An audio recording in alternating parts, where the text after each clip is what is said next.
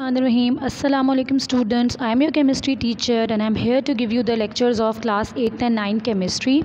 Today I am giving the lecture number 7 of chapter number 4 and the topic of my today's lecture is position or description of the metal, non-metal and metalloids in the periodic table. कहाँ पे ये लोग मौजूद हैं, क्या इनकी properties हैं, metals क्या होते हैं, नॉन मेटल्स क्या होते हैं, मेटालॉइड्स क्या होते हैं, ये हम सब आज के टॉपिक में या आज के लेक्चर में हम डिस्कस करेंगे.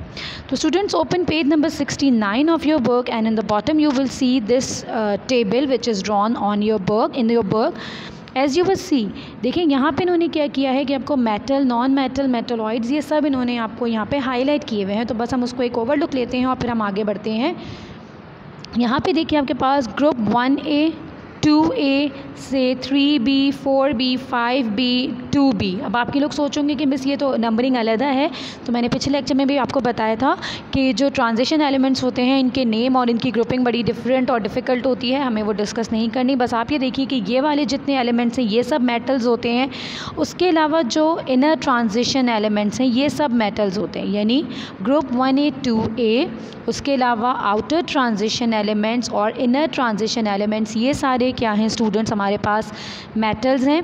उसके अलावा आप देखिए ग्रुप 3A से लेके ग्रुप 8A तक हमारे पास इसमें यहाँ पे नॉन मेटल्स और मेटलॉइड्स मौजूद हैं. ये तो हो गई आपके पास कि पीरियोडिक टेबल में कहाँ कहाँ पे क्या चीज़ या मेटल और नॉन मेटल कहाँ मौजूद हैं. अब हम डिस्कस करते हैं कि व्हाट आर मेटल्स और what are non metals. Again this is page number 70 of your book. What are metals? They are electro. अब बचपन से आप ये पढ़ते चले आ रहे हैं, एक जल्दी से हम इसको ओवरलुक ले लेते हैं कि what are metals. Electro positive elements होते हैं. इलेक्ट्रो पॉजिटिव का मतलब क्या होता है स्टूडेंट्स? वो एलिमेंट जो अपने इलेक्ट्रॉन्स को लूज़ कर देते हैं, यानी अपने आउटर मोस्ट शेल में से जो इलेक्ट्रॉन को लूज़ कर देते हैं वो इलेक्ट्रो पॉजिटिव एलिमेंट कहलाते हैं और उनको हम कैटआयंस बोलते हैं. ठीक, दो इलेक्ट्रो पॉजिटिव एलिमेंट दो they lose electron to form cations and they form basic oxide. यानी इनके जो ऑक्साइड्स होते हैं उनकी नेचर क्या होती है? बेसिक होती है. इन तमाम के तमाम क्या होता है? लस्टर होता है और मैलिएबल होता है. लस्टर यानी कि शाइन होता है, मैलिएबल यानी इनको हम शीट्स में कन्वर्ट कर सकते हैं, थिन से थिन शीट्स में कन्वर्ट कर सकते हैं. डक्टाइल यानी हम इनके वायर्स बना सकते हैं. ये तमाम के तमाम गुड कंडक्टर होते हैं हीट और इलेक्ट्रिसिटी की, सब आपको पता है. पीरियोडिक टेबल के अंदर ग्रुप 1A 2A जितने ट्रांजिशन एलिमेंट्स हैं ये सब के सब क्या हैं? मेटल्स हैं. और इसके अलावा कुछ elements of group 3A 4A 5A and 6A are also metals. ये मैंने आपको जब आपके पीरियोडिक टेबल समझाया था तो मैंने उसमें थोड़ा सा डिस्कस किया था आप लोगों से. उसके बाद आते हैं नॉन मेटल्स की तरफ. Non metals are electronegative element. Electronegative means they gain electron. ठीक है ना, they gain electron and they become anion. Metals जो है वो कैटाइंस बनते हैं by removing electron. Non metals जो हैं वो एनाइन बनते हैं बाय गेनिंग इलेक्ट्रॉन.